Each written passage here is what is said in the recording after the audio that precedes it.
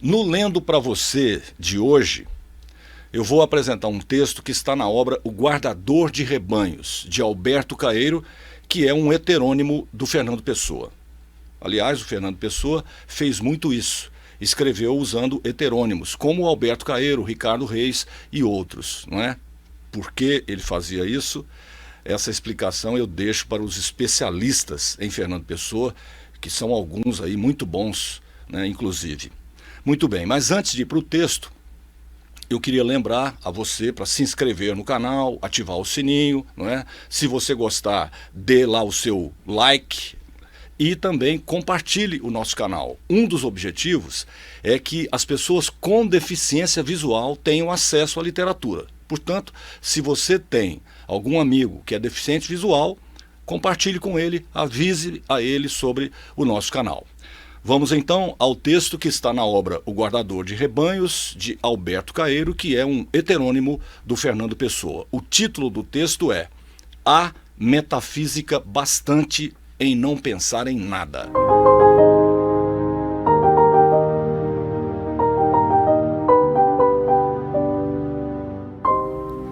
Há metafísica bastante em não pensar em nada. O que penso eu do mundo? Sei lá o que penso do mundo. Se eu adoecesse, pensaria nisso. Que ideia tenho eu das coisas? Que opinião tenho sobre as causas e os efeitos? Que tenho eu meditado sobre Deus e a alma e sobre a criação do mundo? Não sei. Para mim, pensar nisso é fechar os olhos e não pensar. É correr as cortinas da minha janela, mas ela não tem cortinas. O mistério das coisas? Sei lá o que é mistério. O único mistério é haver quem pense no mistério. Quem está ao sol e fecha os olhos começa a não saber o que é o sol e a pensar muitas coisas cheias de calor. Mas abre os olhos e vê o sol. E já não pode pensar em nada, porque a luz do sol vale mais que os pensamentos de todos os filósofos e de todos os poetas.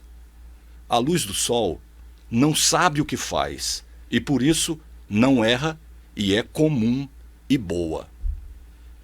Metafísica? Que metafísica tem aquelas árvores? A de serem verdes e copadas, e de terem ramos, e a de dar fruto na sua hora? O que não nos faz pensar a nós que não sabemos dar por elas. Mas que melhor metafísica que a delas, que é a de não saber para que vivem, nem saber o que não sabem. Constituição íntima das coisas, sentido íntimo do universo. Tudo isso é falso. Tudo isto não quer dizer nada. É incrível que se possa pensar em coisas dessas. É como pensar em razões e fins, quando o começo da manhã está raiando e pelos lados das árvores um vago ouro lustroso vai perdendo a escuridão. Pensar no sentido íntimo das coisas é acrescentado como pensar na saúde ou levar um copo à água das fontes. O único sentido íntimo das coisas é elas não terem sentido íntimo nenhum. Não acredito em Deus porque nunca o vi. Se ele quisesse que eu acreditasse nele, sem dúvida que viria falar comigo e entraria pela minha porta dentro dizendo-me: aqui estou.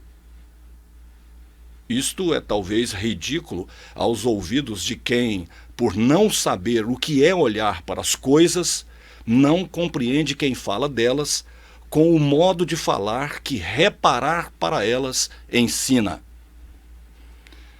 Mas se Deus é as flores, e as árvores, e os montes, e sol, e o luar, então acredito nele. Então acredito nele a toda hora. E a minha vida é toda uma oração e uma missa e uma comunhão com os olhos e pelos ouvidos.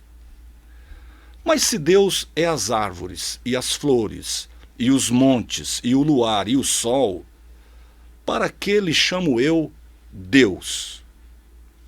Chamo-lhe flores e árvores, e montes, e sol e luar. Porque se ele se fez para eu o ver, sol e luar, e flores, e árvores, e montes, se ele me aparece como sendo árvores, e montes, e luar, e sol, e flores, é que ele quer que eu o conheça como árvores, e montes, e flores, e luar, e sol. E por isso eu obedeço-lhe. Que mais sei eu de Deus que Deus de si próprio? Obedeço-lhe a viver espontaneamente como quem abre os olhos e vê, e chamo-lhe luar, e sol, e flores, e árvores, e montes, e amo-o sem pensar nele, e penso-o vendo e ouvindo, e ando com ele a toda hora.